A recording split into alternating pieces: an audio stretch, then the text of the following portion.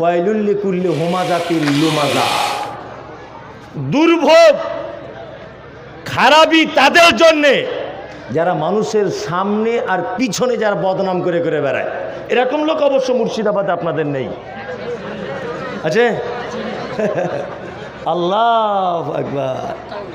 এই মোনাফেক কাকে বলে জানেন? মোনাফেক জানেন তো? মোনাফেক গোদা বাংলায় শোনে না, আমার সব গোদা বাংলা।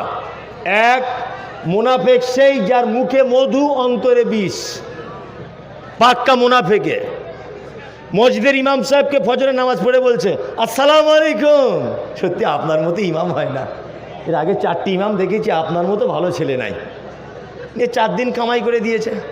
চায়ের দোকানে গিয়ে বলছে শালাকে পাল্টাতে হবে, রাখা যাবে না। কি ভালো করে বুঝবেন, ঠিক এই ভাষাটাই, শালাকে পাল্টাতে হবে।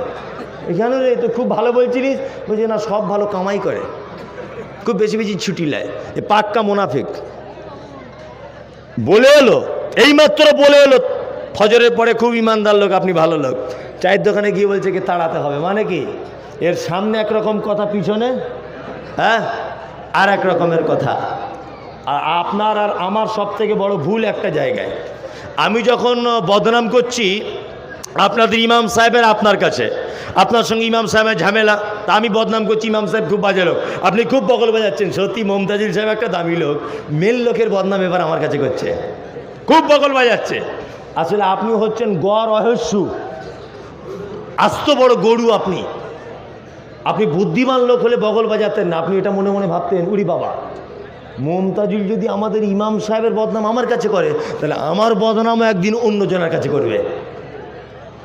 তার মানে লোক খুব সুবিধার নয়। কি বলছি বুঝতে পারছেন না? খারাপ আমল বলে দিলাম। আল্লাহ সুবহানাহু ওয়া তাআলা বলছেন ওয়াইলুল লিকুল্লি হুমাযাতিল লুমাযা।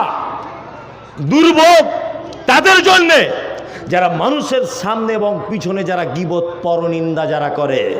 এই পাপ থেকে আমরা বেঁচে থাকবো ইনশাল্লাহ, ইনশাল্লাহ, ইনশাল্লাহ বেঁচে থাকবে। মারাত্মক বড় পাপ। কত বড় পাপ? আল্লাহ নবী বলছেন মিরাজের রাত্রিতে মিরাজে যাচ্ছেন, মিরাজে যেতে যেতে দেখছেন একটা লোককে রক্তের নদীতে ফেলে দেওয়া হয়েছে। লোকটা রক্তের নদীতে হাবুডুবু খাচ্ছে, লোকটা নদীর পাড়ে আসার চেষ্টা করছে। আর ফেরেশতাদেরকে দেখতে পাওয়া যাচ্ছে বড় বড় পাথর হাতে নিয়ে দাঁড়িয়ে আছে। পাথরটাকে নিয়ে লোকটা যখন পাড়ে আসার চেষ্টা করছে, ওর মাথাতে আবার ছুঁড়ে দিচ্ছে, মাথাটা ভেঙে চৌচির হয়ে যাচ্ছে। আল্লাহ নবী সাল্লাল্লাহু আলাইহি ওয়াসাল্লাম জিজ্ঞাসা করছেন জিবরিলকে, জিবরিল লোকটাকে বলছে এটা আপনার উম্মতের ওই লোকটা যে লোকটা সুদের টাকা খেত। ছেড়ে দেন যদি এ কাজে কেউ লিপ্ত থাকেন, ছেড়ে দেন। কি বলছে বুঝতে পারছেন না? ছেড়ে দেন। এই যে জমি বন্ধক চলছে কি চলছে না? চলে না, চলে না। অনেক জায়গাতে চলছে বন্ধক জমি, যে চলবে না, ইসলামে নেই। এই যে বন্ধন, সুদ যে কোনো প্রকারের। এক জায়গাতে বলতে গেলাম বন্ধনের ব্যাপারে, তা আমাকে তখন বলছে তাহলে আপনি 20,000 টাকা ধার দিয়ে তবে যে। মারাত্মক সর্বনাশ, কি জ্বালায় পড়লাম। আমাকে চিঠি করে একজন মহিলা বলছে আমি বড় বিপদে, আপনি 20,000 টাকা ধার দিয়ে যাবেন। কি বিপদে পড়লাম বলুন তো দেখি। মানুষ সুদ কখন করে, ধার কখন করে? যখন তার ইনকামের থেকে মনের চাহিদা বেড়ে যায়, তখন তার ধার হবে, তখন তার সুদ হবে, তখন সে ঋণগ্রস্ত হবে, তাই না? আপনার ইনকাম 50 টাকা, আপনি 60 টাকার মাংস কেন দাম দর করতে যাচ্ছেন? আপনি 30 টাকারটা দাম দর করুন না, তাহলে আর সুদ হবে না, তারপরে বিপদে পড়বেন না। পড়বেন তো? আরে টিনের চালই 2 বছর বেশি করে ঘুমান না, সবাই ছাদ দিচ্ছে বলে আপনাকে ছাদ দিতে হবে, এর কি মানে আছে? ওই ছাদ দেওয়ার ঝান্দাতে যাচ্ছে, লোন করে ছাদ দিয়ে দিচ্ছে।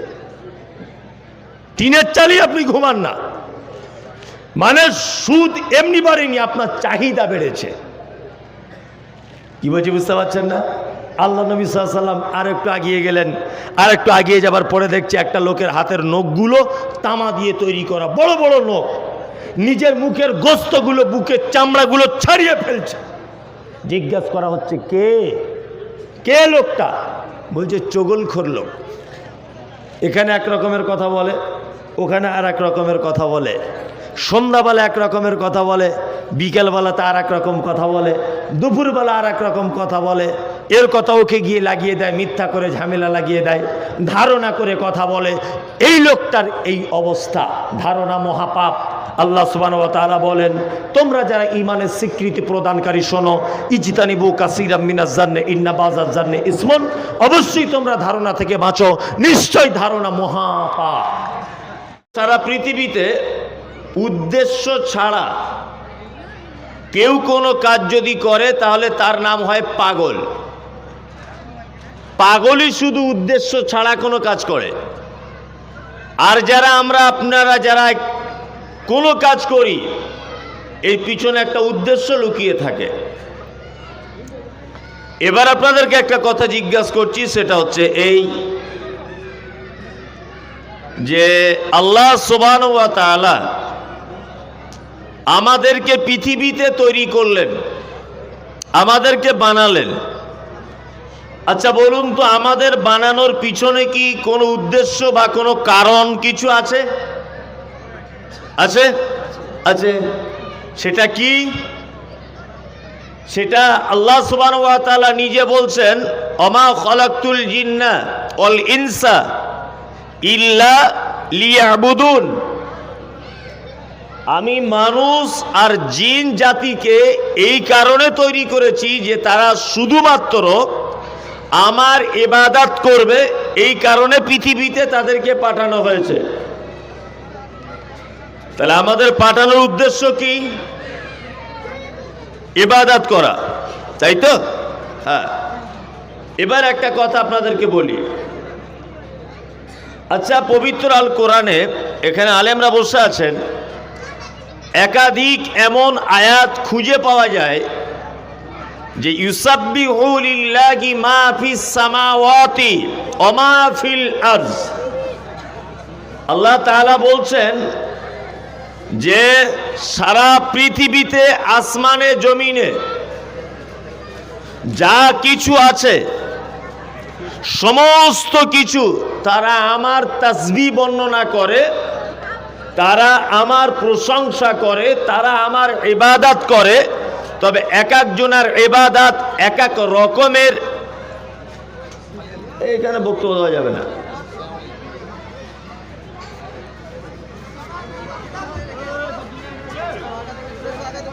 এই আপনারা বসুন, না হলে চলে যান এখান থেকে। দাঁড়িয়ে আছেন কেন? বসুন।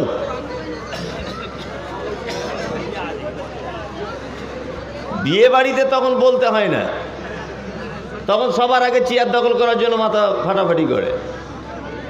বসে যান, আর না হলে আপনি চলে যান, সব থেকে এটা আপনার জন্য উত্তম হবে। হ্যাঁ, বসে যান, বসে যান, সবাই ভালোভাবে বসে যান। এত টাকা খরচা করে একটা জলসা দিলেন, একটা বক্তা এত টাকা নিয়ে চলে যাবে, এত দূর থেকে এলো, তা আপনার এতটুকু খেয়ালে আসে না যে অন্ততপক্ষে বসে একটু শুনি? বসে যান, কেউ কথা বলিয়েন না। হ্যাঁ, কথা বলবেন না।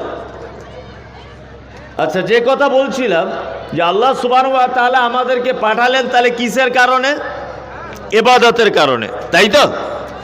তাহলে এবার আপনাকে আর একটা কথা বলছি, আল্লাহ সুবহানাহু ওয়া তাআলা পবিত্র আল কোরআনের ভিতরে এ কথা বারংবার বলছেন, ইউসাব্বিহু লিল্লাহি মা ফিস সামাওয়াতি ওয়া মা ফিল আরদ। পৃথিবীতে, আসমানে, জমিনে, যেখানে যেভাবে যারাই, যে সমস্ত প্রাণী, পদার্থ, জড় পদার্থ যারাই আছে, সবাই আমার তাসবিহ বর্ণনা করে। এটা কে বলছেন? আল্লাহ। এবার আপনাদেরকে একটা কথা জিজ্ঞাসা করছি। আচ্ছা, এই কথা বলছো কেন?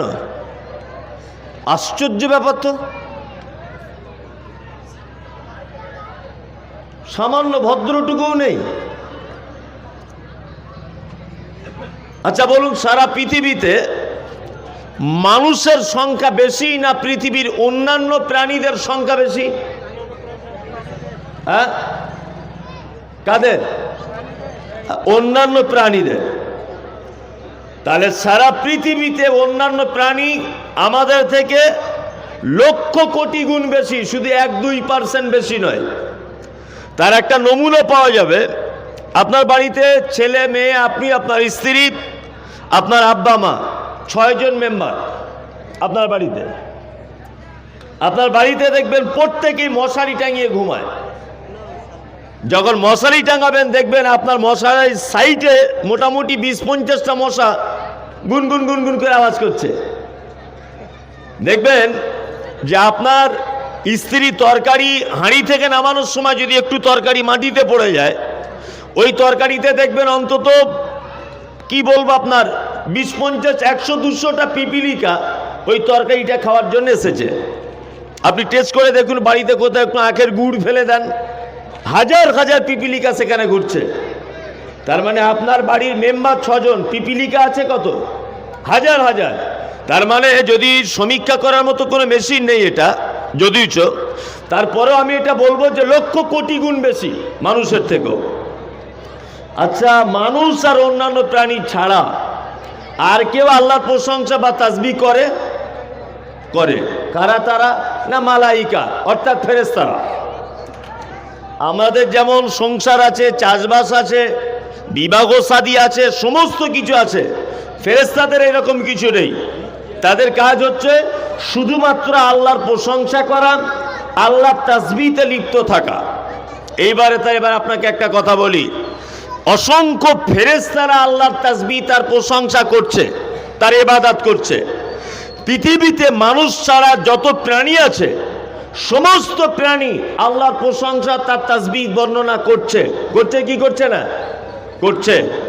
আচ্ছা বলুন তো দেখি, যে সারা পৃথিবীতে মানুষ মারামারি করে, খুন খারাপি করে, মানুষের জন্য জেল আছে, মানুষের জন্য পুলিশ, মানুষের জন্য তদন্ত কমিটি, মানুষের সাজা দেওয়ার ব্যবস্থা। আচ্ছা বলুন তো, মানুষ ছাড়া পৃথিবীর অন্য কোনো প্রাণীর জন্য এই ব্যবস্থা করা আছে? আছে? নাই। পৃথিবীতে কখনো এরকম কোনো রিপোর্ট আপনার জানা আছে যে কোনো গরুকে খুন করে দিয়েছে? জানেন না। আপনি কখনোই দেখতে পাবেন না যে একটা ছাগল আর একটা ছাগলকে খুন করে দিয়েছে। দেখতে পাওয়া যায় না। তার মানে বুঝতে পারা গেল পৃথিবীর সব থেকে বদমায়েশ এবং সব থেকে বেশি ফাসাদ সৃষ্টিকারী সমস্ত সৃষ্টিদের ভিতরে কারা বেশি? মানুষ। এবার আপনাকে আবার বলছি, বারে বারে একই কথা, এই জায়গাটা বোঝানোর জন্য। ফেরেশতারা আল্লাহর ইবাদত করে, গরু ছাগল হাঁস মুরগি পশু পাখি সবাই আল্লাহর ইবাদত করে, ভিন্ন পদ্ধতিতে ভিন্ন ভাষাতে।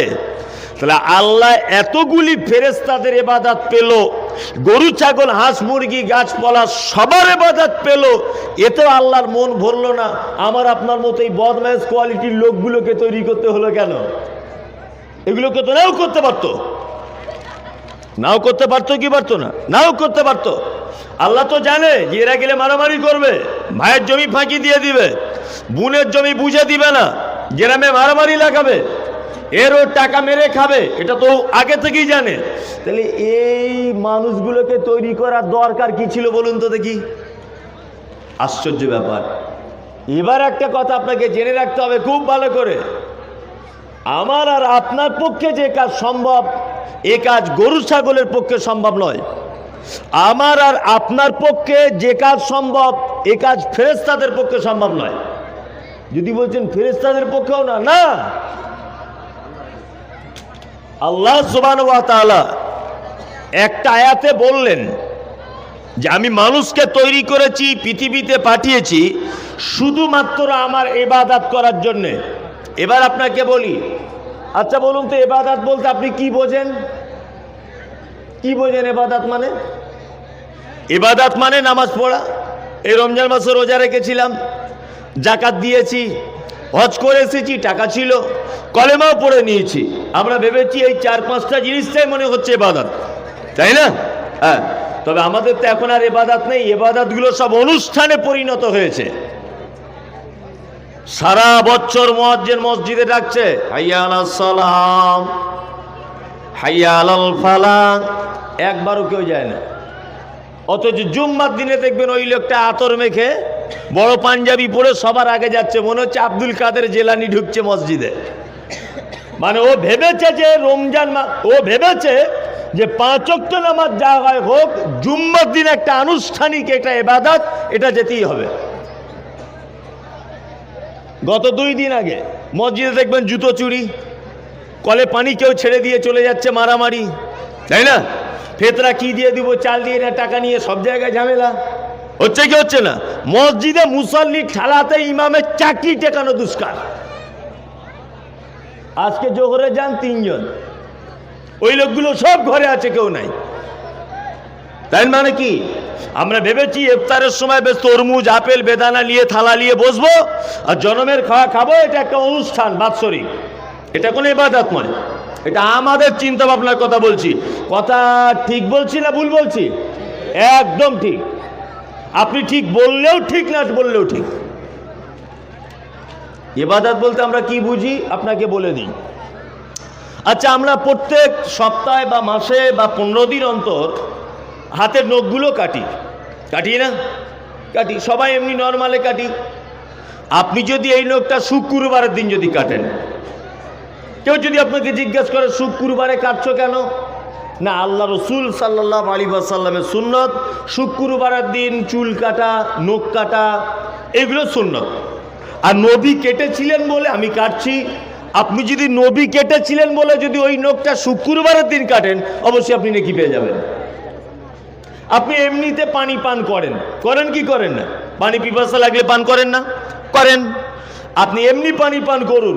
আর আমি মমতাজুল ইসলাম আপনাকে শিখিয়ে দিয়ে যাচ্ছি, আমি যে পদ্ধতিতে বলছি এই পদ্ধতিতে 1 গ্লাস পানি পান করুন, আপনার ইবাদত হয়ে যাবে। যেমন গ্লাসটা ডান হাতে ধরুন, বিসমিল্লাহ বলে পান করুন, 3 নিঃশ্বাসে পান করুন, বসে পান করুন, আর প্রথমে গ্লাসটা দেখে পান করুন পানিতে কিছু আছে কি না। 6 নাম্বার, পান করা হয়ে গেলে আলহামদুলিল্লাহ বলুন। আপনি যদি এই 6টা পদ্ধতিতে যদি 1 গ্লাস পানিও যদি পান করেন, অবশ্যই ওটা আপনার ইবাদত। আপনি দর্জির কাছে আপনার প্যান্টটা কাটতে গেছেন, দর্জিকে গিয়ে বলুন যে গাঁটের থেকে 2 আঙ্গুল উপরে আমার প্যান্টটা তুমি কেটে দাও। দেখবেন দর্জি আপনাকে জিজ্ঞাসা করে বলবে, ভাই কেন? এ তো সেই 80 সালের ছেলে মেয়েরা গাঁটের উপরে প্যান্ট কাটতো। 2023-এর সিস্টেম তো এটা নয়। 2023-এর সিস্টেম হচ্ছে এই, সরকার রাস্তায় ঝাড়ুদার রাখিনি, তুমি এমন প্যান্ট করো যাতে রাস্তাটাও ঝাড়ু দেওয়া যায়। ভালো করে বুঝবেন, এগুলো হচ্ছে কি হচ্ছে না? হচ্ছে। যখন আপনাকে দর্জি এ কথা বলবে, তখন আপনি বলুন যে গাঁটের উপরে কাপড় পরতে বলেছেন আমাদের নবী মুহাম্মদ সাল্লাল্লাহু আলাইহি ওয়াসাল্লাম।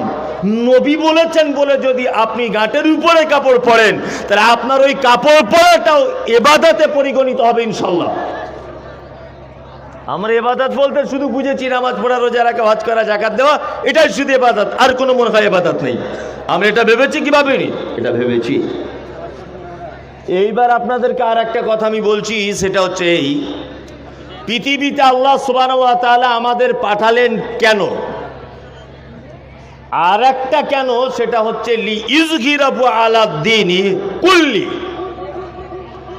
আল্লাহ তাআলা বলছেন আমি মানুষকে পৃথিবীতে পাঠালাম এই কারণে যে সারা পৃথিবীর সমস্ত মতাদর্শ, সারা পৃথিবীর সমস্ত আইন কানুন, সমস্ত বিধানের কাছে কোরআনের বিধান শ্রেষ্ঠ, এইটা মানুষের কাছে প্রমাণ করে দিয়ে তবে তোমাকে আমার কাছে আসতে হবে, তার আগে তোমার এসে কোনো লাভ নেই।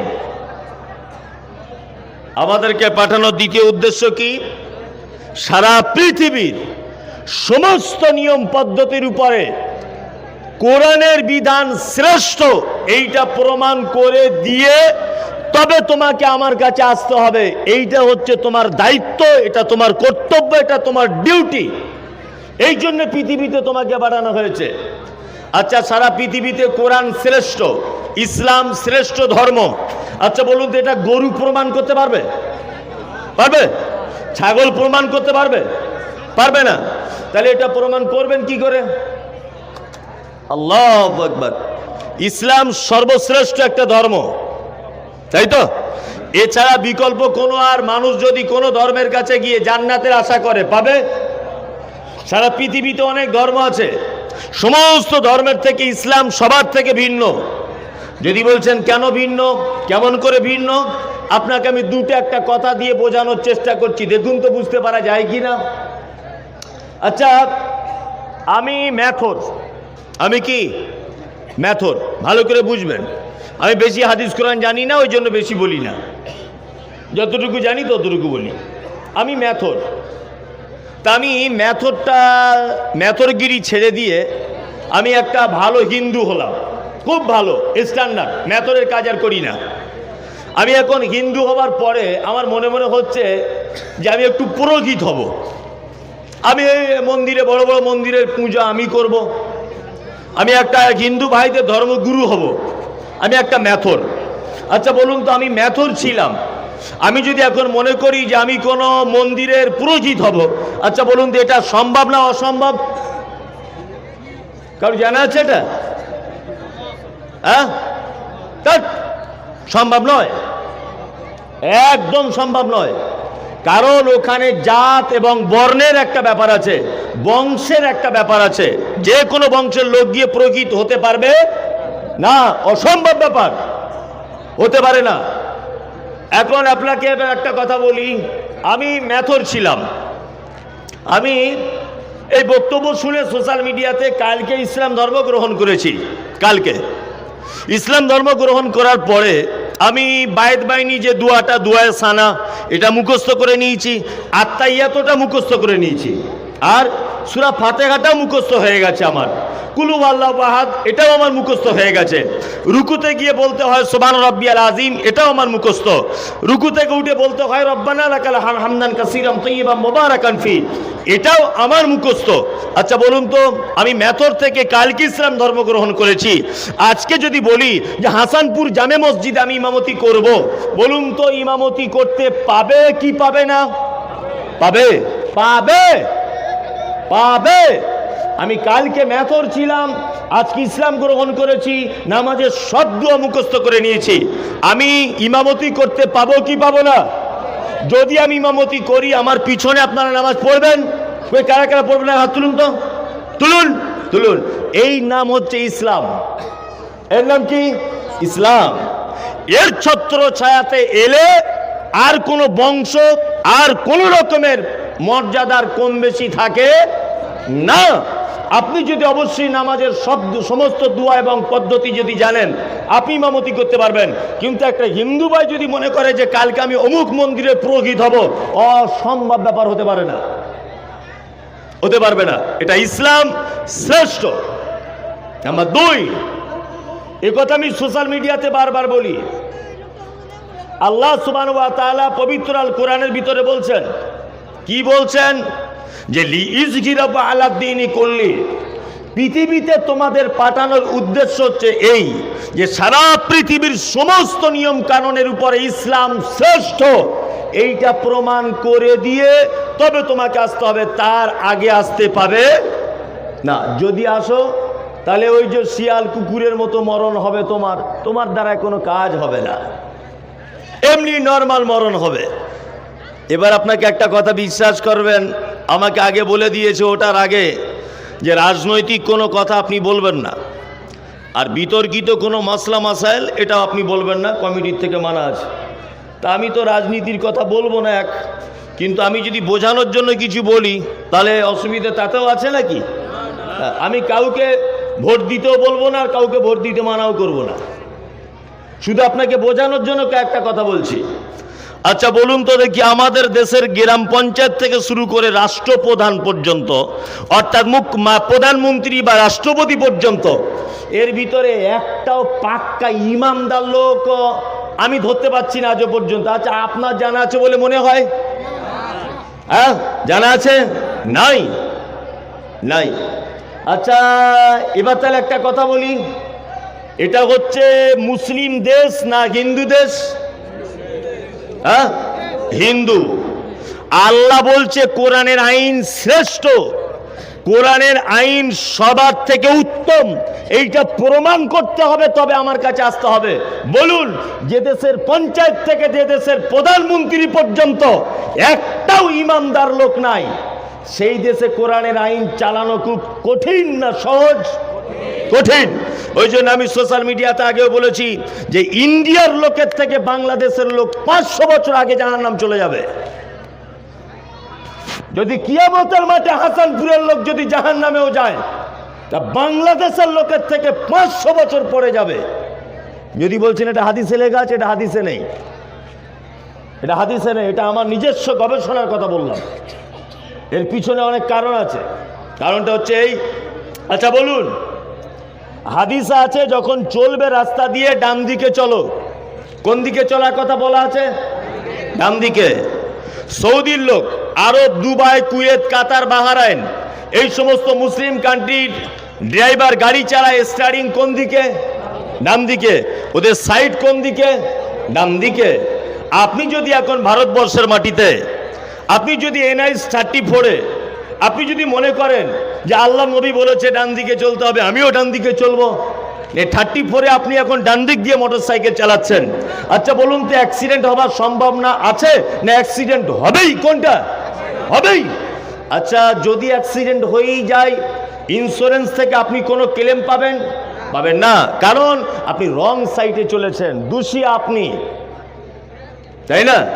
তাহলে এখানে যদি আপনি মোস্তানি করে বলেন আমার বাড়ি হাসানপুর, আমার নাম আব্দুল্লাহ, দাড়ি রেখেছি, রমজান মাসে রোজা রাখছি, আর সব কিছু হাদিস মানতে পারছি, আর এই ডান দিকে চলে হাদিস মানতে পারবো না, মোস্তানি করে 80 পিকআপে আপনি গাড়ি চালাচ্ছেন ডান দিকে, অ্যাক্সিডেন্ট হয়ে মারা যাবে। তাহলে বলুন এই হাদিস এখানে মানা সম্ভব? সম্ভব? সম্ভব নয়। বাংলাদেশ মুসলিম কান্ট্রি, এই হাদিস ওখানে মানা সম্ভব না অসম্ভব? সম্ভব, অবশ্যই সম্ভব।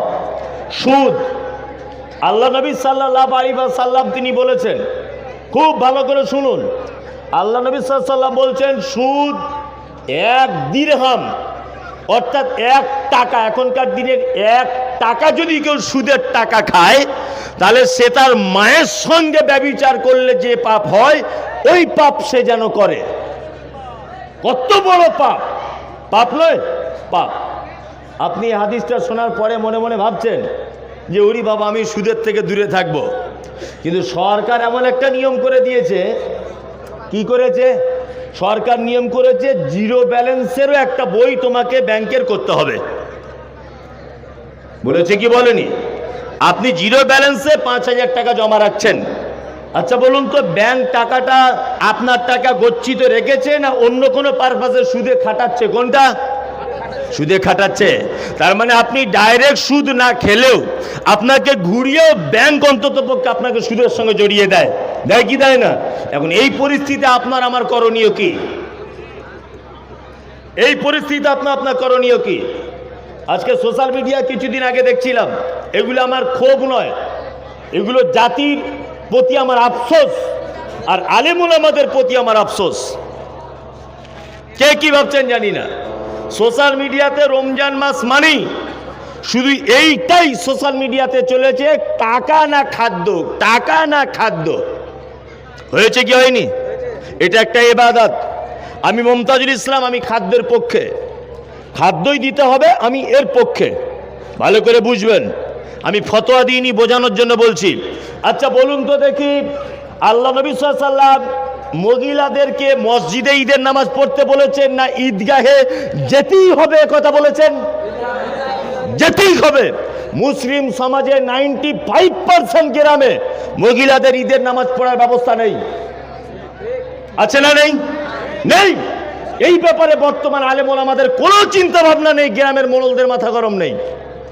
অথচ হযরত মুহাম্মদ সাল্লাল্লাহু আলাইহি ওয়াসাল্লাম বলেছেন একজন ঋতুবতী মহিলা যার মাসিক হয়েছে, এই মাসিক অবস্থাতেই ঈদগাহে যাবে, নামাজ পড়া থেকে দূরে থাকবে, মোমেনদের দুয়াতে শরীক হবে, ইমাম সাহেবের খুতবা শুনবে। আল্লাহর নবী ঈদগাহে যেতে বাধ্যতামূলক ঘোষণা করছেন। বর্তমান সমাজে এই নিয়ে কারো কোনো মাথাব্যথা নেই, খাদ্য না টাকা, এই নিয়ে খুব মারামারি চলছে। যদিও আমি মমতাজুল ইসলাম নিজে খাদ্যের পক্ষে। কি বলছি বুঝতে পারছেন? কিছু বুঝতে পারছেন? সমাজ কি করে কিভাবে চলবে? আমরা সামান্য জিনিসগুলোকে নিয়ে বিশাল কিছু ব্যাপার মনে করছি। এই যে আপনাকে যেটা বললাম, আজকে আলেম ওলামারা শুধুমাত্র সামান্য জিনিস নিয়ে বিশাল একেবারে তোলপাড় করে দিচ্ছে। সুদ মুক্ত সমাজ কি করে গড়তে হবে, আমরা নিজেরা কি করে সুদ থেকে বাঁচবো, এইরকম কারো কোনো পরিকল্পনা চিন্তা ভাবনা আজও পর্যন্ত আছে? নাই। কারো কোনো নেই। অথচ আমাদের বাড়ির 85% মহিলারা বন্ধনের সঙ্গে যুক্ত, যুক্ত নাই, বন্ধনের সঙ্গে যুক্ত। আল্লাহু আকবার। আল্লাহ রাসূল বলেছেন, যে ব্যক্তি ইচ্ছাকৃত সিয়াম পালন করে না, অর্থাৎ রোজা রাখে না, সে যেন আমাদের ঈদগাহে যেন না আসে। ওই গ্রামের মোড়ল তো এইটা একবারও ঈদগাহের সামনে লিখে দিল না, যারা বেনামাজি তারা কেউ ঈদগাহে ঢুকবে না, চাম উঠে যাবে তোমার পাছার। কি বলছি বুঝতে পারছেন না? পাছার চাম উঠে যাবে। আল্লাহু আকবার। আমরা চিন্তা ভাবনাটাই সমস্তটাই উল্টো দিকে করি। আমরা ডাইরেক্ট সুদ না খেলেও সুদ আমাদের সঙ্গে জড়িয়ে যাচ্ছে। যাচ্ছে কি যাচ্ছে না? যাচ্ছে। তাহলে বলুন তো দেখি, যে এখন আমি হাদিস আর কোরআন যে শ্রেষ্ঠ, এটা প্রমাণ করব কি করে? চারিদিকে তো গেঁড়াকল, চারিদিকে গেঁড়াকল নয়, চারিদিকে গেঁড়াকল। আপনি এখানে হাদিস মানবেন কি করে যে সুদ আমি খাবো না? মানা সম্ভব? সম্ভব, তবে খুব কঠিন, খুব কঠিন। এবার আপনাকে একটা কথা বলছি, খুব মনোযোগ দিয়ে শোনার চেষ্টা করেন। আচ্ছা, আমি একটা মাদ্রাসায় চাকরি করি, ধরে নেন প্রতিটা মাদ্রাসার একটা সেক্রেটারি ক্যাশিয়ার থাকে, থাকে কি থাকে না? থাকে। আমি যদি সেক্রেটারি ক্যাশিয়ারের বিরুদ্ধে যদি কথা বলি, আমার চাকরি থাকবে? থাকবে না, একদম থাকবে না। আপনি একটা স্কুলে কাজ করেন, সেই স্কুলে হেডমাস্টারের বিরুদ্ধে যদি আপনি কথা বলেন, চাকরি টিকবে? টিকবে না। আপনি একটা কোম্পানিতে কাজ করেন, যদি ম্যানেজারের বিরুদ্ধে যদি আপনি ষড়যন্ত্র করেন, চাকরি টেকাতে পারবেন? পারবেন না। আপনি যে রাজ্যে বসবাস করেন, পশ্চিম বাংলাতে, এই রাজ্যের একজন মুখ্যমন্ত্রী আছে, আপনি যদি মুখ্যমন্ত্রীর কথা অমান্য যদি করেন, রাজ্য পুলিশ আপনাকে অ্যারেস্ট করবে কি করবে না? করবে। আপনি যে দেশে বসবাস করেন, এ দেশের সংবিধানের বাইরে যদি আপনি কোনো কাজ করেন, আপনাকে জেল খাটতে হবে কি হবে না? হবে। তার মানে বোঝা গেল, প্রত্যেক ইউনিভার্সিটি, প্রত্যেক স্কুল, প্রত্যেক কলেজ, প্রত্যেক কলকারখানা, প্রত্যেক দেশের একটা নিজস্ব নিয়ম কানুন আছে, এবং প্রতিটা প্রতিষ্ঠানের একজন নির্দিষ্ট একটা দায়িত্বশীল মানুষ আছে। থাকে কি থাকে না? থাকে। এবার আপনাকে একটা জিনিস দেখাই, পায়ের নখ থেকে নিয়ে এই মাথার চুল পর্যন্ত এই টোটাল অঙ্গ প্রত্যঙ্গের একটা আলাদা আলাদা ডিপার্টমেন্টে কাজ আছে, আছে না? হাত যে কাজ করতে পারে, চোখ সেটা পারে? চোখ যেটা করতে পারে, পা সেটা পারে? পারে না। মুখ যেটা করতে পারবে, কান সেটা পারবে? পারবে না। তাহলে এটা একটা ধরে নেন ভারতবর্ষ, এটা একটা ধরে নেন হাসানপুর গ্রাম, আমার টোটাল বডিটা একটা হাসানপুর গ্রাম। এই গ্রামের এই বডিটার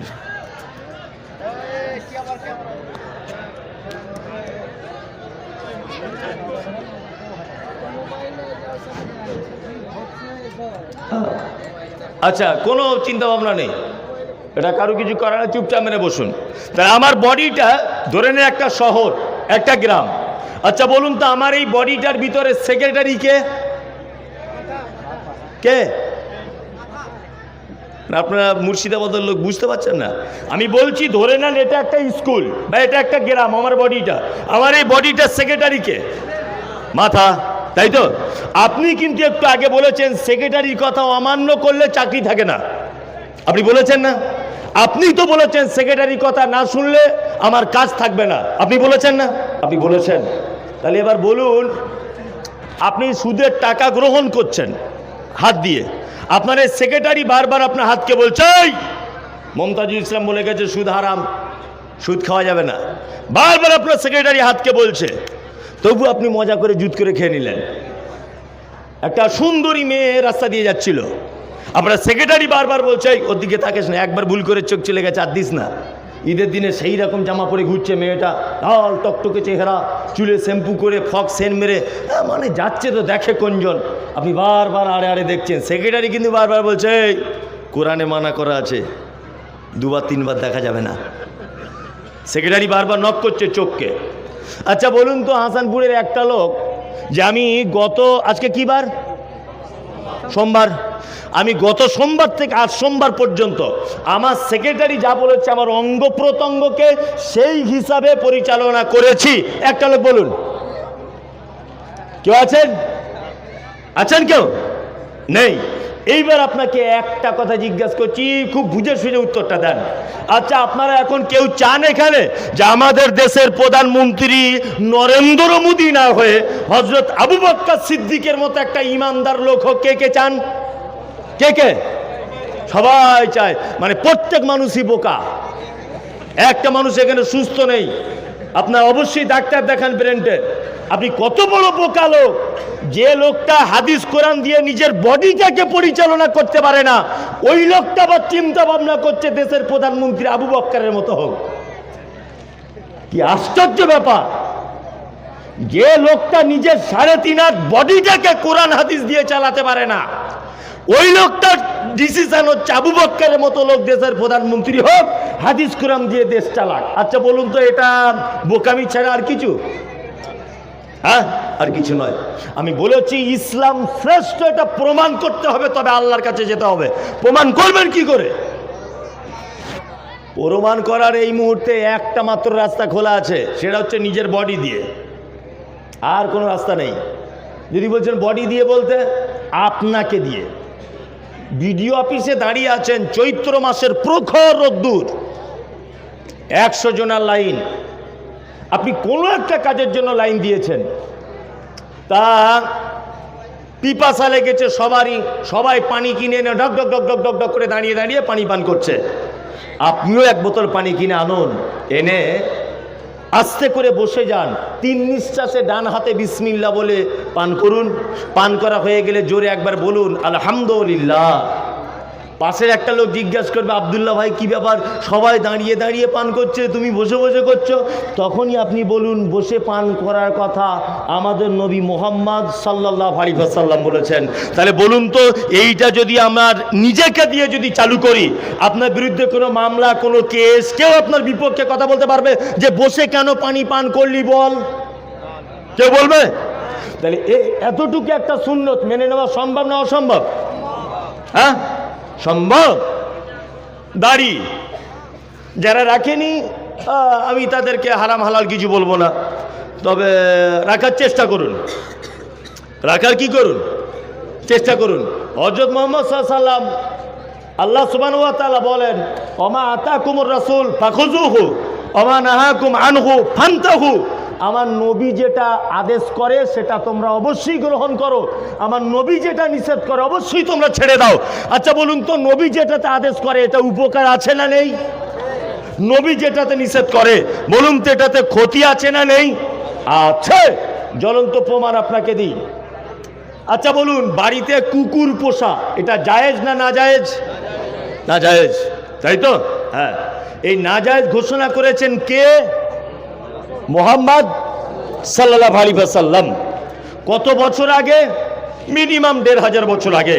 আচ্ছা বলুন তো, 1500 বছর আগে কোনো মেশিন ছিল যে কুকুর ভালো মন্দ এটা টেস্ট করবে, এরকম কোনো মেশিন ছিল? ছিল না।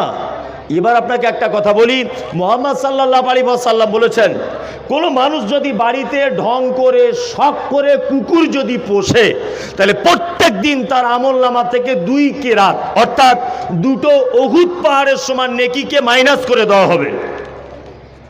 যাদের বাড়িতে কুকুর আছে ঝাঁটা মেরে বার করুন ওকে আগে সকালবেলাতেই, তবে ইসলামে কুকুর পোষা জায়েজও আছে। কি হচ্ছে রে ভাই? হ্যাঁ, মার খাবার লাইন করছিস তোরা, খুব মার খাবি। তাহলে কুকুর ইসলামে পোষারও কথা আছে। এবার আপনাকে একটা কথা বলি, 1500 বছর আগে নবী বলেছেন বাড়িতে কুকুর রাখা যাবে না। আজকে 2023-এ বিজ্ঞানীরা প্রমাণ করছে এটা, যে কুকুরের লালাতে এত জার্ম, এত জীবাণু, কোনো মানুষের পাকস্থলিতে যদি কুকুরের লালা যদি পৌঁছে যায় তাহলে জলতঙ্ক রোগে আক্রান্ত হবে। হবে কি হবে না? মুহাম্মদ সাল্লাল্লাহু আলাইহি ওয়াসাল্লাম তিনি বলেছেন, কোনো পাত্রে যদি কুকুরে মুখ যদি দিয়ে দেয়, একবার পানি দিয়ে ধৌত করবে বিষ যাবে না, দুইবার ধোবে বিষ যাবে না, তিনবার ধোবে বিষ যাবে না, চারবার ধোবে বিষ যাবে না, পাঁচবার ধোবে বিষ যাবে না, ছয়বার ধৌত করবে বিষ যাবে না, 7 বারের মাথাতে মাটি দিয়ে ভালো করে মেজে নাও। আজ বিজ্ঞানও সেটা প্রমাণ করছে যে 7 বারের মাথাতে মাটি দিয়ে মেজে নাও। যখন কোনো মেশিন ছিল না, ল্যাবরেটরি ব্যবস্থা ছিল না, এই পদ্ধতি বলেছেন কে? মুহাম্মদ সাল্লাল্লাহু আলাইহি ওয়াসাল্লাম। বিড়াল, এটা বাড়িতে পোষা যায় কি যায় না? যায়। যদি বলছেন বিড়ালের তো বিষ আছে, বিড়ালের কোনো বিষ নেই। বিড়াল যদি হিঁচড়ে নেয় আপনার নখ দিয়ে, 1-2 দিন একটু ফুলে যাবে বা কেটে যাবে, তারপরের দিন ভালো হয়ে যাবে, তারপরের দিন ভালো হয়ে যাবে। কিন্তু কুকুর যদি হিঁচড়ে দেয়, জলতঙ্ক রোগে আক্রান্ত হবেন আপনি। বিড়ালের এটা হবে না, হবে না। মুহাম্মদ সাল্লাল্লাহু আলাইহি ওয়াসাল্লাম যেটা দিয়েছেন তাতে উপকার আছে না ক্ষতি? উপকার। মানুষ মারা যায়, এটা আমি সোশ্যাল মিডিয়াতে সবসময় বলি, মানুষ মারা যায়। আচ্ছা বলুন তো, মারা যাবার পরে কিসের পাতা দিয়ে গোসল করাতে হয়? কুলের পাতা দিয়ে, তাই না? মক্কা মদিনায় কুল গাছ ছিল না, খুব কম। মক্কা মদিনাতে একটা গাছ সব থেকে বেশি ছিল, তার নাম খাজুরের গাছ। আর একটা গাছ পাওয়া যেত, তার নাম বাবলার গাছ। তা হযরত মুহাম্মদ সাল্লাল্লাহু আলাইহি ওয়াসাল্লাম কই বললেন না যে খাজুরের পাতা গরম পানিতে দিয়ে তবে তোমরা মৃত্যু মানুষের গোসল করাও? আল্লাহ নবী এটা বললেন না, তিনি বললেন কুলের পাতা দিয়ে গোসল করাও। কারণ কি? আজ সেটা চিকিৎসা বিজ্ঞানীরা প্রমাণ করছে যে কুলের পাতা সারা পৃথিবীতে যত সবুজ গাছ আছে, সমস্ত সবুজ গাছের থেকে সর্বাধিক বেশি অ্যান্টিসেপটিক সেটা হচ্ছে কুলের পাতাতে। তার মানে কারো যদি রাজমিস্ত্রি কাজ করেন, সিমেন্ট বালি লেগে পায়ে যদি সব সময় ঘা হয়, ওষুধ খাওয়ার আগে কুলের পাতা গরম পানিতে ফুটিয়ে ওই পানি দিয়ে আপনি ওই জায়গাটা বারবার ধৌত করুন, অবশ্যই ঔষধের থেকে আগে ভালো হয়ে যাবে, ইনশাল্লাহ আগে ভালো হয়ে যাবে। আরে মুহাম্মদ সাল্লাল্লাহু আলাইহি ওয়াসাল্লাম বলেছেন মানি তাতে উপকার আছেই, আছে না নেই? আছেই। এবার আপনাকে যে কথা বলছিলাম, ইসলাম প্রতিষ্ঠা করতে হবে, আপনি নিজেকে দিয়ে করুন। দাড়ি এটা যদি আপনি রাখেন, আচ্ছা বলুন তো আপনার বিরুদ্ধে কেউ মামলা করবে? আপনি যদি গাঁটের উপরে যদি কাপড় পরেন, আপনার বিরুদ্ধে কেউ মামলা করবে? কেউ করবে না। তাহলে এই সমস্ত ছোটখাটো জিনিসগুলো সম্ভব না অসম্ভব? সম্ভব না অসম্ভব? সম্ভব। অন্ততপক্ষে সুদ যদি নাও জড়িয়ে যায়, আমরা যদি ডান দিকে রাস্তা দিয়ে নাও যদি চলতে পারি, বাম দিকেই নাই চললাম এদেশে বসবাস করি বলে, অন্তত দাড়িটা তো রাখতে পারবো, অন্তত ডান হাতে পানিটা তো পান করতে পারবো, অন্তত গাঁটের উপর কাপড়টা তো পরতে পারবো, অন্তত পক্ষে 3 নিঃশ্বাসে 1 গ্লাস পানি তো পান করতে পারবো। আচ্ছা বলুন তো এটা সম্ভব না অসম্ভব? সম্ভব। আমরা কেউ করছি এটা? কেউ করছি? কেউ করছি না। রমজান মাসে দেখে মনে হচ্ছিল ফেরেশতা আর অন্য জায়গায় নাই, একটাও ফেরেশতা অন্য জায়গায় নাই। German, Japan, Ethiopia, Tanzania, France, Kuwait, Qatar, Bahrain, কোথাও ফেরেশতা নাই। ফেরেশতা আমাদের পশ্চিমবাংলার মুসলিম গ্রামগুলো। ফেরেশতার ঠেলাতে ঘুম হচ্ছিল না, এত হাদিস মানছে। আমাকে তো দিন রাত মানে হাজার হাজার মানুষ ফোন করছে, মৌলভী সাহেব ইঞ্জেকশন দেওয়া যাবে? রোজা করছি, এই থুতু গিলে নিয়েছি হবে? ভোরবেলা স্বপ্নদোষ হয়ে গেছে, সাহারি খাওয়ার পরে কি হবে? আচ্ছা আমার বউকে একবার ধরে ফেলে দিয়েছি, কি হবে? রোজা হবে? মানে ফতোয়ার শেষ নাই। আর ওই লোকটা এখন দেখুন প্রকাশ্য হারাম খাচ্ছে, একবারও ওর বিবেক বাধা দেয় না, একবারও বাধা দেয় না। ওই লোকটাই প্রকাশ্য হারাম খাচ্ছে এখন, একবারও ওর বিবেক ওর বাধা দেয় না। আল্লাহু আকবার। আল্লাহ সুবহানাহু ওয়া তাআলা আমাদেরকে কেন পাঠিয়েছেন পৃথিবীতে, তার আর একটা কারণ আপনাদেরকে বলে দিচ্ছি। সেটা হচ্ছে এই, আল্লাহ তাআলা বলছেন লিয়াবলুয়াকুম আইয়ুকুম আহসানু আমালা। তোমাদেরকে পৃথিবীতে পাঠালাম এই কারণে যে তোমাদের মধ্যে সব থেকে উত্তম আমল কে করবে এইটা দেখার জন্যে। আচ্ছা বলুন তো, আল্লাহ উত্তম আমলের কথা বললেন না বেশি আমলের কথা বললেন? কে বলছে বেশি? ভালো করে শুনে বলো। শুনে নাও তারপর বলো, হুঁসমোটা করে বলতে যেও না। আল্লাহ তাআলা বলছেন আহসানু আমালা, পৃথিবীতে তোমাদেরকে পাঠালাম এই কারণে যে তোমাদের মধ্যে থেকে উত্তম আমল কে করবে। তার মানে বোঝা গেল আমল আবার উত্তমও আছে আবার খারাপও আছে, দুটোই কিন্তু আমল, তাই না? আচ্ছা, এবার আপনাকে একটা কথা বলি। এখন একটা কোম্পানি লিখে রেখেছে আমার মাল 100% পিওর। আচ্ছা, কোম্পানি 100% পিওর এটা লিখেছে কেন বলুন তো? অন্য কোম্পানিতে ভেজাল ধরা পড়েছে এই কারণে। ভালো করে বুঝবেন কথা আমি কি বলছি। অন্য কোম্পানিতে মাল ভেজাল ধরা পড়েছে এই কারণে এর কোম্পানিতে লিখেছে 100% শিওর, 100% পিওর, 100% হালাল। লেখে কি লেখে না?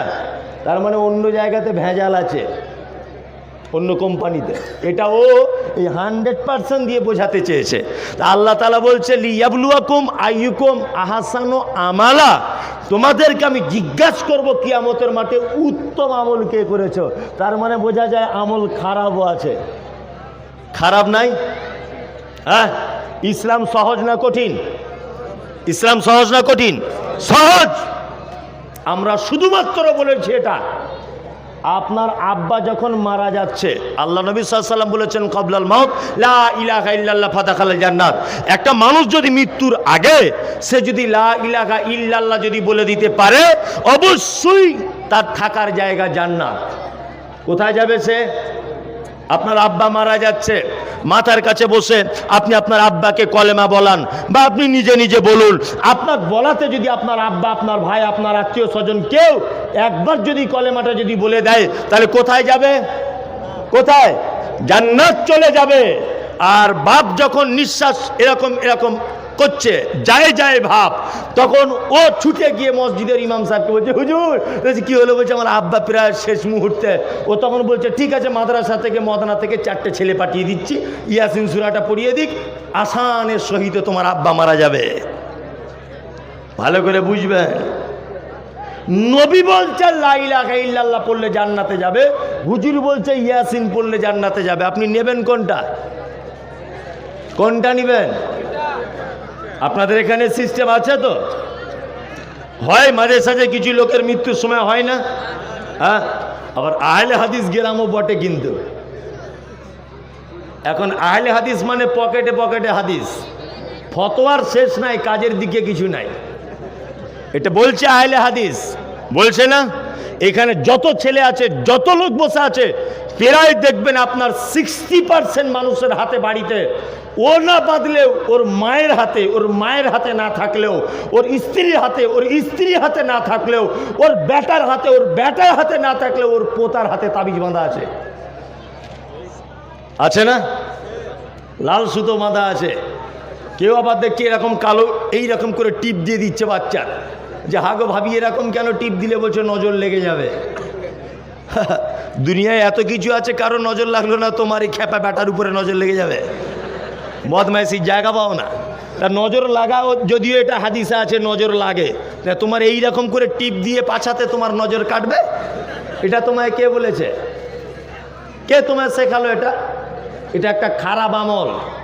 তবু আমরা বলছি ছোট থেকে আমাদের এটা আহলে হাদিস গ্রাম, বলছি কি বলছি না? হ্যাঁ, অথচ বাড়িতে গিয়ে চেক করে দেখুন, ওই তো রাস্তাতে আস্তে আস্তে দেখলাম আহলে হাদিস গ্রাম চায়ের দোকানে সব তাস খেলছে, আহলে হাদিস গ্রাম। আর আমাদের মুর্শিদাবাদের মানুষ তো আমাদের বারাসাত কাজীপাড়াতে, আমি বদনাম করছি না, একদম আল্লাহর কসম আমি বদনাম করছি না মুর্শিদাবাদ। আমি মুর্শিদাবাদের মানুষকে অত্যাধিক ভালোবাসি, কারণ আমার বক্তব্য জগৎ শুরু হয়েছে মুর্শিদাবাদ থেকে, এই কারণে।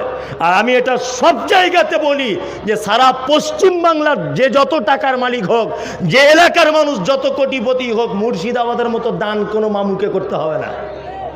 এদের মতো দানি কোনো জেলার মানুষ নেই, এটা একদম অরিজিনাল। মুর্শিদাবাদের মানুষের এই গুণগুলো ভালো। তবে আহলে হাদিস আসার সময় দেখলাম মদনা বাজারে পার হয়ে চায়ের দোকানে তাস খেলছে মুসলমানরা। সাদা গেঞ্জি আর সাদা লুঙ্গি পরে আছে, মানে বুঝতে পারলাম ঈদের দিনে পড়েছিল টাটকা মাল, দেখে বুঝতে পারছি ওটা এখন আর দিতে হয় না, থাক। হ্যাঁ, কি বললাম বুঝলেন না? আমরা আহলে হাদিস। আল্লাহু আকবার।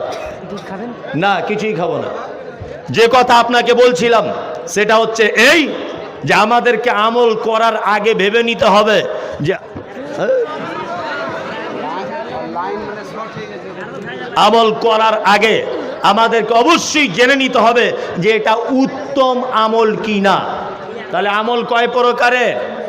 দুই প্রকারের, একটা হচ্ছে উত্তম আর একটা হচ্ছে অনুত্তম বা খারাপ।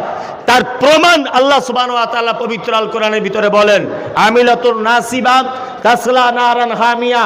এক শ্রেণী মানুষ তারা আমল করবে, আমল করতে করতে করতে করতে করতে করতে একেবারে ক্লান্ত হয়ে যাবে, তারপরেও আল্লাহ তাআলা বলছে তাদেরকে ধরে জাহান্নামের আগুনের ভিতরে ঢোকাবো। এরা আর কারা? যারা আমল করার পরে পরেও জাহান্নামের ভিতরে চলে যাবে, এরা কারা? নিশ্চয়ই বুঝে নিতে হবে আমলে কোনো ভেদাভেদ আছে, আছে না নেই? আছে। আমল করার আগে আপনার কাছে বিনীত অনুরোধ, আপনাকে দেখে নিতে হবে আমলটা আমাদের নবী মুহাম্মদ সাল্লাল্লাহু আলাইহি ওয়াসাল্লাম করেছিলেন কিনা। দেখতে হবে কি হবে না? দেখতে হবে কি হবে না? হবে। অবশ্যই কোনো কাজ করার আগে দেখতে হবে এটা আল্লাহ সুবহানাহু ওয়া তাআলার নির্দেশ আছে কিনা। দেখতে হবে কি হবে না? যদি আপনি না দেখেন আর যদি মনে মনে করেন যে কোনো হুজুর বলেছে এটা করা লাগবে, তাহলে আপনার থাকার জায়গা জাহান্নাম। কোনো হুজুরের কথা টিকবে না। টিকবে? হ্যাঁ, কারো কথা টিকবে? কারো কথা টিকবে না। একজনের কথা টিকবে, তিনি কে? মুহাম্মদ সাল্লাল্লাহু আলাইহি ওয়াসাল্লাম। আশ্চর্য ব্যাপার, 4 লাখ টাকা খরচা করে হজে গেছে। 4 লাখ। হজে গিয়ে কাবা শরীফের পাশে 5 তলার বিল্ডিংয়ে বসে আছে। আগো ভাই, নামাজ পড়তে যাবে না? বলছে না না না, এরা তো লামোঝাবি, এদের টাইম হয়েছে, আমাদের এখনো হয়নি। তা মনে মনে বলছি তাহলে তোমাদের কাবা অন্যদিকে একটা করতে পারতে। এইখানে কেন এরা 4 লাখ টাকা খরচা করে? হ্যাঁ, হাজি সাহেব হজ করতে গিয়ে বড় বড় খাজুর কিনে এনেছে, তসবি দানা কিনে এনেছে, আর বড় বড় জুব্বা পাঞ্জাবি কিনে এনেছে, কিন্তু আল্লাহ নবী সহি হাদিস আনতে পারেনি মক্কা থেকে। কি বলছি বুঝতে পারছেন না? ও হজ করে সব এনেছে। হাজি সাহেব বাড়ি আসার পরে জিজ্ঞাসা করবেন, চাচা ওখানে কেমন দেখলে? ওখানে কেমন দেখলে? বলছে তোমাদের দলেরও আছে, আমাদের দলেরও আছে। তা তুমি কি কানা? তুমি বুঝো না যে কোনটা ভালো কোনটা ঠিক? হ্যাঁ, তুমি কি জানো না? আল্লাহু আকবার। আমল করার আগে অবশ্যই ভাববো ইনশাল্লাহ, ইনশাল্লাহ, ইনশাল্লাহ। চলুন আপনাকে আমি কয়েকটা ভালো আমল বলে দিয়ে বক্তব্য শেষ করে দিব।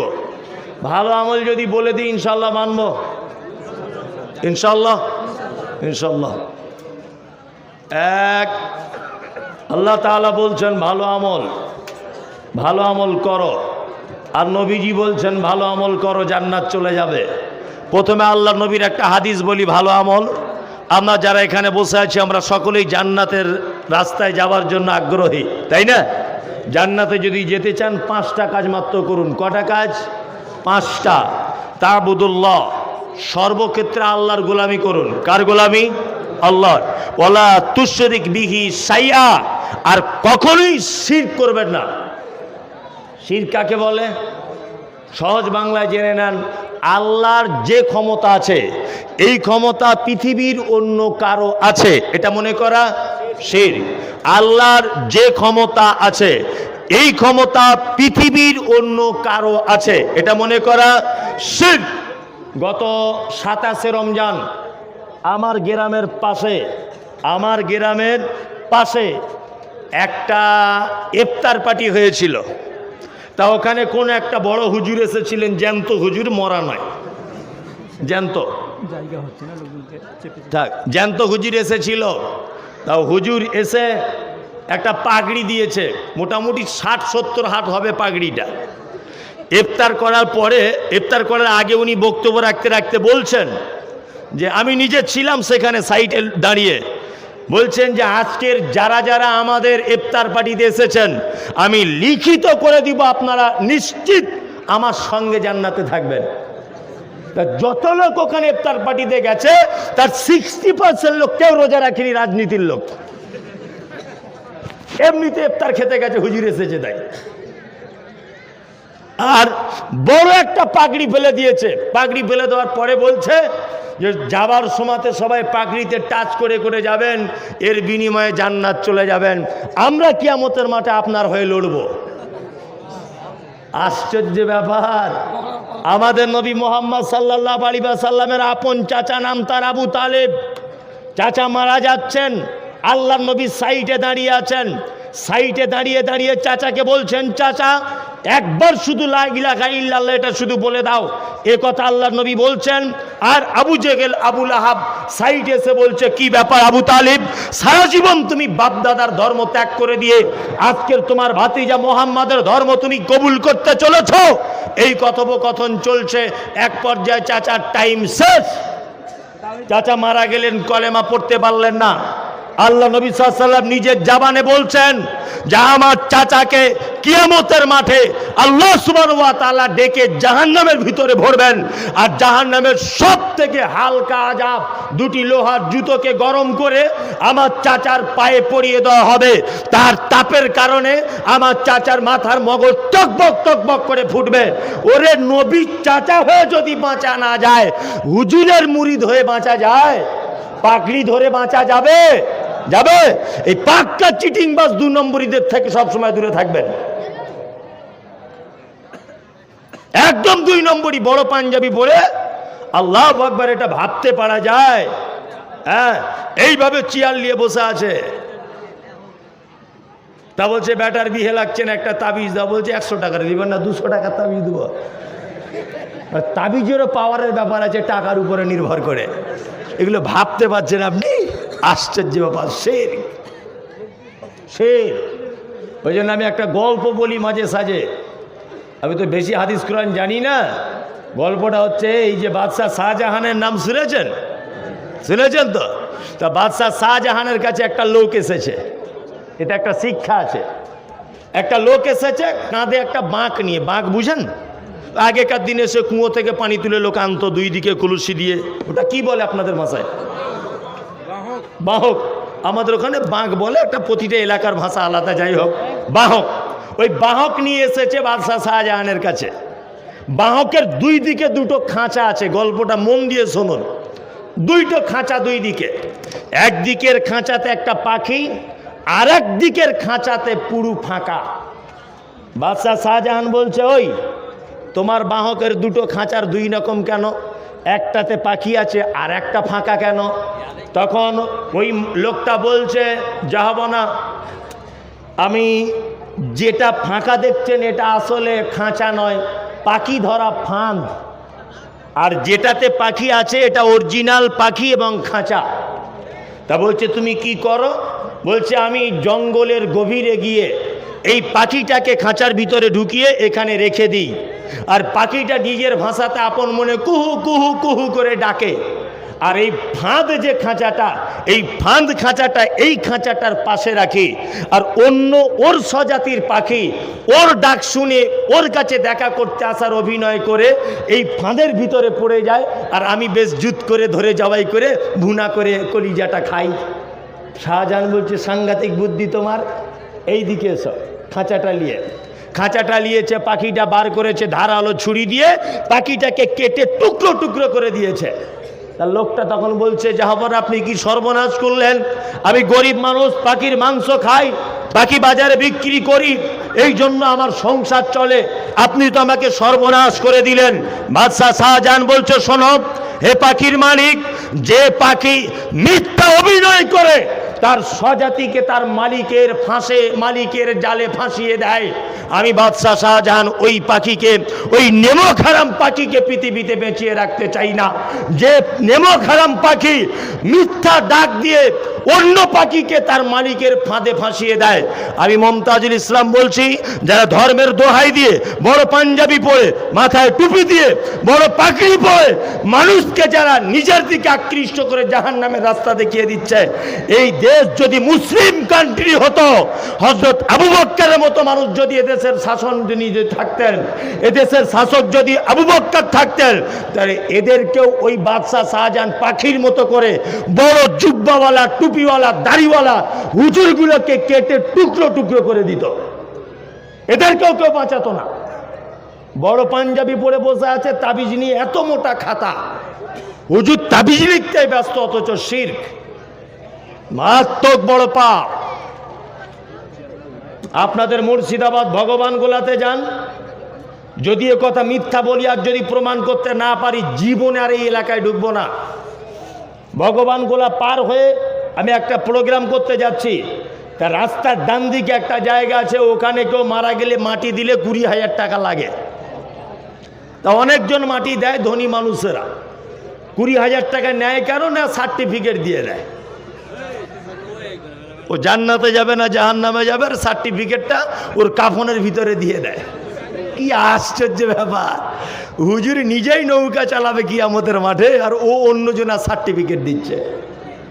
নবীর চাচা টিকতে পারছে না, নূহ নবীর বেটা কিনান সে টিকতে পারছে না, নবীদের স্ত্রীরা টিকতে পারছে না, নবীর বাপ মা টিকতে পারছে না, আর এ বলছে সার্টিফিকেট দিয়ে দিচ্ছে। শিরক মারাত্মক বড় পাপ। শিরক কত বড় পাপ! আপনাকে একটা সামান্য জিনিস দেখায়, শিরক করলে আল্লাহ কত রেগে যায়। আপনি বিয়ে করেছেন, 500 টাকা দিয়েছেন ইমাম সাহেবকে, 500 টাকা। আর আপনার স্ত্রী একটা নাকের দিয়েছেন, আপনার এখানে দেয় নতুন বিয়ে হলে নাকের সোনার, দেয় না? দেয়।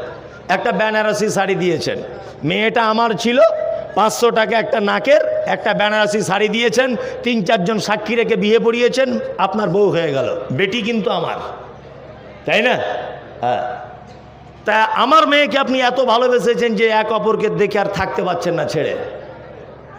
আপনি একদিন হঠাৎ করে বাড়ি এসেছেন, কলকাতা কাজে গিয়েছিলেন রাজমিস্ত্রির, 3 মাস পরে ফিরেছেন, এসে দরজা খুলে দেখছেন যে আপনার বউ আপনার ছোট ভাইকে গলা জড়িয়ে ধরে গল্প করছে দুজন, আপনার ছোট ভাইয়ের সাথে দরজা নিয়ে। আপনি হঠাৎ দরজা খুলে দেখছেন, উরি বাবা, আমার স্ত্রী আমার ছোট ভাইয়ের গলা ধরে শুয়ে আছে বা বসে আছে বা গল্প করছে।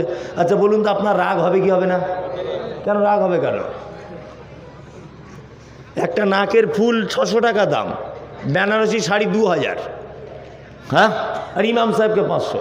এই 5000 টাকার মাল দিয়ে এত অধিকার যে ও কারুর গায়ে হাত দিলে আপনার খুব জ্বলন ধরে। ও তো বেটি তো আমার। 5000 টাকার মাল দিয়ে ওর প্রতি আপনার এত অধিকার, ও যদি আমার সঙ্গে একটু ঠোঁটটা মুচকে হেসে দেয় তবু আপনার হিংসা হয় যে তুই আমার বউর দিকে হাসলি কেন? এরকম অনেক সন্দেহ আছে না পুরুষ নারীর মনে? আছে না নাই? আছে। তাহলে 5000 টাকা সামান্য দিয়েছি, নাকের ফুল, কানের দুল, একটা লাল শাড়ি, একটা ব্লাউজ, এইটুকু জিনিস দিয়ে ও যদি কারোর সঙ্গে হেসে কথা বলে তবু আমার রাগ হয়। হয় কি হয় না? হয়। বলুন এবারে অক্সিজেন কে দেয়? দেখেন এই আই পাওয়ার কার? এই যে হাতটা ফোল্ডিং সিস্টেম, এটা মোটর সাইকেল হলে মাঝে সাঝে গিরিশ করতে হতো, এই জায়গায় হতো না? এই যে গিরিশ করেই পাঠিয়েছে, অবদান কার? আল্লাহ। হাতের উপরের যে চামড়া পায়ের তলায় তার থেকে মোটা না কম? মোটা। আল্লাহু আকবার। মাথার চুলগুলো কত সুন্দর, ভুরুগুলো কত সুন্দর, এই টোটাল বডিটা কার দান? কার দান? আল্লাহর।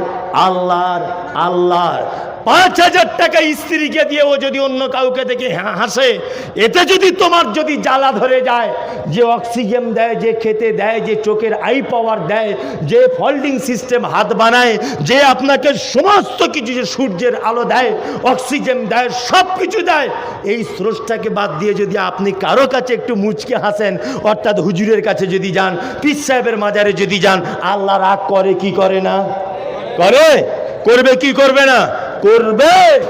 সামান্য 5000 টাকার মাল দিলে যদি এত অধিকার থাকে যে আল্লাহ আপনাকে বানিয়েছে, তার অধিকার বেশি না কম? বেশি না কম? বেশি। আল্লাহ ছাড়া কারো কাছে কোনো চাওয়া পাওয়া কিছু চলবে না। চলবে? সব শিরক। আল্লাহ বলছেন শিরক ওই জিনিস যা আমার শুধুমাত্র পাওয়ার, আর কারো কোনো পাওয়ার নেই, তথাপিও মানুষ এই পাওয়ার মনে করে, এটার নাম শিরক। কি হলো ওখানে? জলসা হয়ে গেল, শেষ। আল্লাহু আকবার। আপনারা বসুন।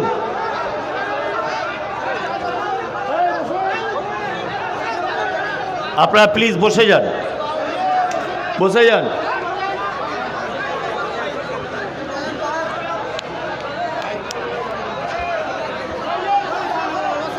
বসে যান, বসে যান। এত সুন্দর একটা মজলিসকে নষ্ট করবেন না, কিয়ামতের দিনে আপনি দায়ী হয়ে যাবেন। এই বাবু, এই তোমার এখন আবার ভিডিও করার কি ঢং এলো? বসো, বসুন ভাই, বসুন। আরে বসে যান, বসে যান, বসে যান, বসে যান দয়া করে। সবাই বসে যান ভাই। এরা খুব মজা করছে, হাসছে দুজন, হাসো। বসে যান ভাই, বসে যান। আচ্ছা আচ্ছা আচ্ছা, যে কথা বলছিলাম, শিরক। জান্নাত যেতে গেলে আল্লাহর গোলামি করতে হবে সর্বদাই, শিরক করা যাবে না। অতকিমুস সালাতিল মাকতুবাতা, ফরজ সালাত ছাড়া যাবে না। আমরা সবাই পড়ি তো ফরজ নামাজ। হ্যাঁ, আবেগে হাত তুলছেন না সত্যি পড়েন? সত্যি। যারা হাত তুলতে পারছেন না নিশ্চয়ই গোলমাল, এটাও জেনে নিতে হবে, তাই না? নিশ্চয়ই গোলমাল। আল্লাহু আকবার। অতুকিমুস সালাতিল মাকতুবাতা ওয়া তুতিজ যাকাতিল মাফরুজাতা, আর জাকাতের নিসাবে এলে তুমি জাকাত দিয়ে দাও। আর মক্কা থেকে ফেরত আসার মতো তোমার কাছে যদি টাকা থাকে তাহলে তুমি কি করো? হজ করে নাও। 5টা কাজ করলে কোথায় যাওয়া যাবে? জান্নাত, জান্নাত। আল্লাহ, এটা ভালো কাজ বলে দিলাম। এবার আমি আপনাকে 2-3টে মন্দ কাজ বলে দিই, যে কাজ থেকে আপনি নিজেকে বাঁচিয়ে রাখবেন। এই যে মন্দ আমল, আল্লাহ বলেছেন ভালো আমল, আর একটা মন্দ আমল। মন্দ আমল বলে দিই। মন্দ আমলের ভিতরে আল্লাহ তাআলা সর্বপ্রথম বলছেন পবিত্র আল কোরআনে, ওয়াইলুল লিকুল্লি হুমাজাতিল লুমাজা, দুর্ভোগ, খারাপই তাদের জন্যে যারা মানুষের সামনে আর পিছনে যারা বদনাম করে করে বেড়ায়। এরকম লোক অবশ্য মুর্শিদাবাদে আপনাদের নেই, আছে? আল্লাহু আকবার।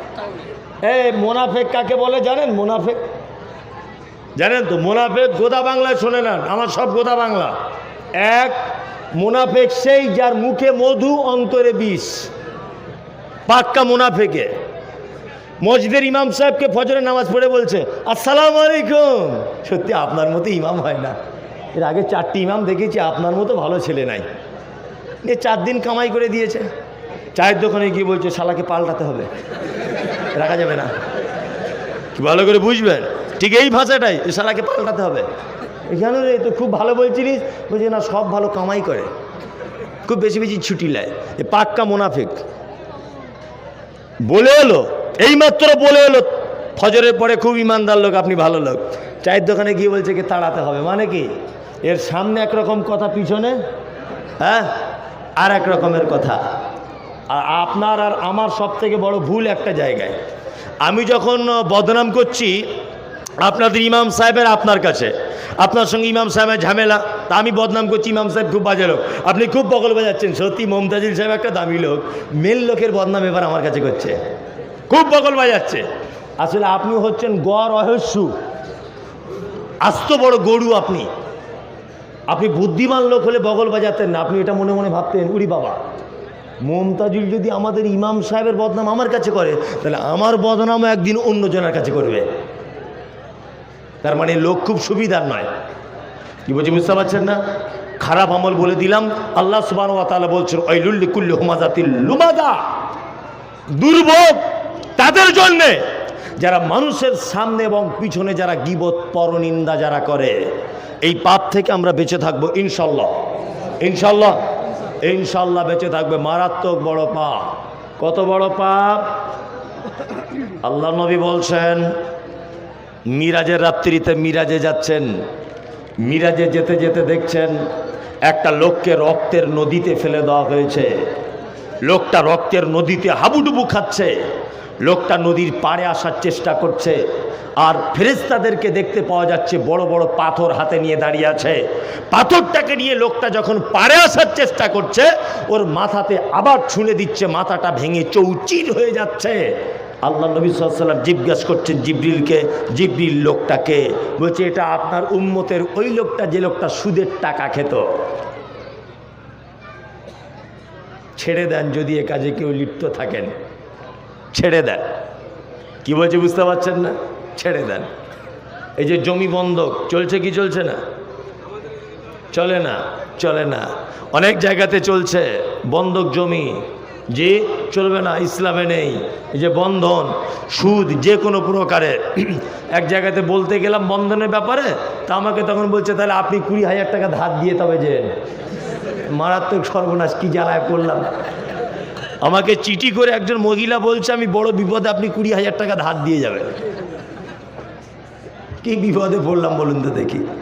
মানুষ সুদ কখন করে, ধার কখন করে? যখন তার ইনকামের থেকে মনের চাহিদা বেড়ে যায়, তখন তার ধার হবে, তখন তার সুদ হবে, তখন সে ঋণগ্রস্ত হবে, তাই না? আপনার ইনকাম 50 টাকা, আপনি 60 টাকার মাংস কেন দাম দর করতে যাচ্ছেন? আপনি 30 টাকারটা দাম দর করুন না, তাহলে আর সুদ হবে না, তা আপনার বিপদে পড়বেন না। পড়বেন তো? আরে টিনের চালই 2 বছর বেশি করে ঘুমান না, সবাই ছাদ দিচ্ছে বলে আপনাকে ছাদ দিতে হবে, এর কি মানে আছে? ওই ছাদ দেওয়ার ঝান্ডাতে যাচ্ছে, লোন করে ছাদ দিয়ে দিচ্ছে। টিনের চালই আপনি ঘুমান না, মানে সুদ এমনি বাড়েনি, আপনার চাহিদা বেড়েছে। কি বলছি বুঝতে পারছেন না? আল্লাহ নবী সাল্লাল্লাহু আলাইহি ওয়াসাল্লাম আর একটু এগিয়ে গেলেন। আর একটু এগিয়ে যাবার পরে দেখছি একটা লোকের হাতের নখগুলো তামা দিয়ে তৈরি করা, বড় বড় নখ, নিজের মুখের গোস্তগুলো, বুকের চামড়াগুলো ছাড়িয়ে ফেলছে। জিজ্ঞাসা করা হচ্ছে কে কে লোকটা? বলছে চগলখোর লোক। এখানে এক রকমের কথা বলে, ওখানে আর এক রকমের কথা বলে, সন্ধ্যাবেলা এক রকমের কথা বলে, বিকেলবেলাতে আর এক রকম কথা বলে, দুপুরবেলা আর এক রকম কথা বলে। এর কথা ওকে গিয়ে লাগিয়ে দেয়, মিথ্যা করে ঝামেলা লাগিয়ে দেয়, ধারণা করে কথা বলে। এই লোকটার এই অবস্থা, ধারণা মহাপাপ। আল্লাহ সুবহানাহু ওয়া তাআলা বলেন, তোমরা যারা ঈমানের স্বীকৃতি প্রদানকারী শোনো, ইজতানিবু কাসীরাম মিনাজ জান্নি ইন্না বাযাজ জান্নি ইসমুন, অবশ্যই তোমরা ধারণা থেকে বাঁচো, নিশ্চয় ধারণা মহাপাপ।